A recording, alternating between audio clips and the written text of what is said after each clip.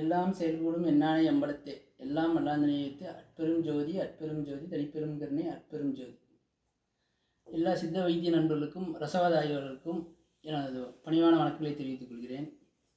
இப்போது நாம் இந்த பதிவில் நவாச்சார கட்டு அப்படிங்கிறத பார்க்க போகிறோம்.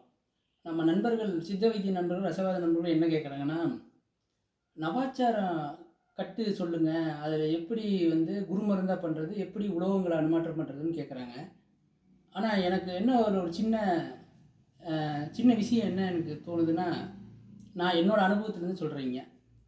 அதாவது நவாச்சாரங்கிறது கடையில் விற்கக்கூடிய நவாச்சாரமோ அல்லது ஓட்டு நவாச்சாரமோ இது நவாச்சாரம் இல்லை அப்படின்னு என்னோடய அனுபவத்துலேருந்து நான் தெரிஞ்சுக்கிட்டேங்க. என்னென்னா, ஓட்டு நவாச்சாரத்தையும் கடையில் விற்கிற நவாச்சாரத்தையும் எடுத்து ஆய்வு பண்ணவங்க யாரும் வெற்றி பெற்றது இல்லை. இது வரைக்கும் உருகி நிற்கிது, கட்டுறாங்க, உலோகத்தில் அனுமாற்றம் பண்ணுறதில்ல. குருமருந்தாகவும் சித்தர்கள் சொன்ன வேலையை செய்கிறதில்ல. அப்போ சித்தர்கள் பரிபாசி பேராக தான் நவசாரங்கிறாங்க. அப்போ நவசாரங்கிறது அகத்தியர் பரிபாசி திரட்டில் என்ன சொல்கிறாங்கன்னா, 9 கோள்களின் சாரம். அதாவது ஆகாயத்தில் அழுத்தம் ஏற்பட்டு மின்காந்த ஆற்றலினால் வெட்ட வெளியில் பிரபஞ்ச மின்காந்த ஆற்றல் மூலியமாக பூமியில் இடி மின்னல் விழும்போது நவாச்சார சத்து உற்பத்தி ஆகிறது, பூமியிலே விளையுது. அதை நம் நாட்டு சித்தர்கள் ஞானிகள் என்ன சொல்கிறாங்கன்னா, மெய்ப்பொருள் அப்படிங்கிறாங்க.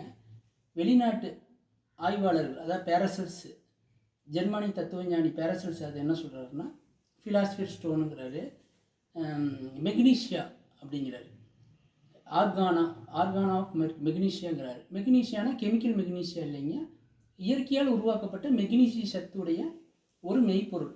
அந்த மெக்னீசிய சத்தில் என்ன இருக்குதுன்னாங்க, சால்ட், சல்ஃபர், மெர்க்குரிங்கிற 3 விதமான உயர்ந்த பொருள் கட்டுப்பட்டு இருக்குது.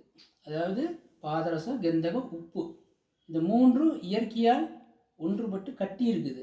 ஒரு மனிதனால் செய்ய முடியாத வேலையை இயற்கை செஞ்சு வச்சுருக்கு. அந்த மெக்னீசியாவில் இருந்துங்க ரச கந்தகத்தை பிரித்து உப்பை பிரிக்கிறது தான் நம்மளுக்கு நவசாரம். 9 கோள்களின் சாரம்னு சித்தர்கள் பரிபாசியாக நம்மளுக்கு எழுதியிருக்காங்க.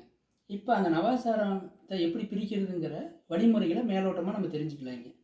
முதல்ல என்ன பண்ணுன்னா, அந்த மெய்ப்பொருளில் இருந்து இந்த மாதிரி, அதாவது இந்த பாட்டிலில் உள்ள நீரில் ரச கந்தகத்தை தனியாக பிரித்து, அந்த மெய்ப்பொருளிலிருந்து ரச கந்தகம் தனியாக பிரிக்கப்பட்டது. இந்த உப்பு நல்லா பார்த்துக்குங்க, கண்ணாடி போன்று மின்னக்கூடிய உப்பு, இது அந்த மெய்ப்பொருள் மெக்னீஷியா என்ற மெய்ப்பொருளிலிருந்து பிரிக்கப்பட்டது.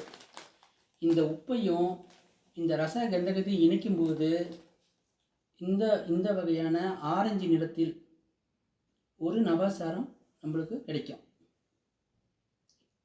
இது இயற்கையால் தயாரிக்கப்பட்ட நவாச்சாரம், இயற்கை பொருளிலிருந்து தயாரிக்கப்பட்ட நவாச்சாரம். கடைகளில் வாங்கிய நவாச்சாரம் கிடையாது. இது இயற்கை பொருளிலிருந்து பிரித்து எடுக்கக்கூடிய நவாச்சாரம். என்னன்னாங்க, மெய்ப்பொருளிலிருந்து ரச கந்தக உப்பை பிரித்து திருப்பி ஒன்று கூட்டும் போது சித்தர்கள் சொன்ன சாரம் நம்மளுக்கு வருகிறது.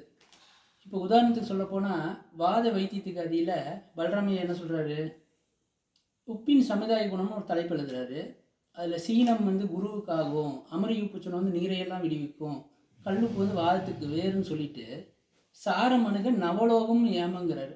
அப்போ நம்ம ஆளுங்க வைத்திய நண்பர்களும் ரசவாத நண்பர்களும் சாரத்தை விதவிதமாக கட்டி உலோகத்தில் கொடுத்து மாற்றத்தை ஏற்படுத்த முடியல. குருமருந்துக்கும் அந்தளவுக்கு ஆன மாதிரி தெரியல. அப்போ அவங்க சொன்ன சாரம், பலராமையா சொன்ன சாரங்கிறது என்னென்னா, மெய்ப்பொருளிலிருந்து பிரிக்கப்பட்ட ரச கந்தக உப்பை தான் அவர்கள் சாரம் என்று குறிப்பிடுகிறார்கள்.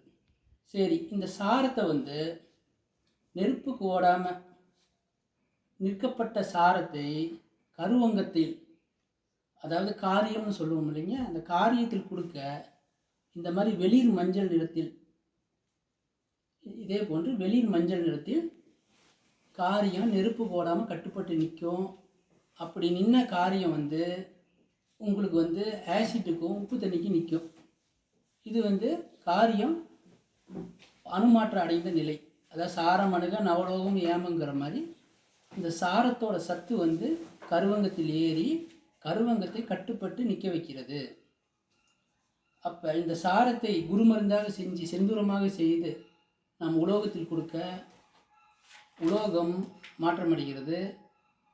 குருமருந்தாக அனைத்து நோய்களுக்கும் நாம் அணு அளவு நம்ம கலந்து கொடுத்தா நோய்களும் ராஜ உறுப்புகளில் உள்ளக்கூடிய அனைத்து நோய்களையும் இது சரி பண்ணும். நன்றிங்க, வணக்கங்க.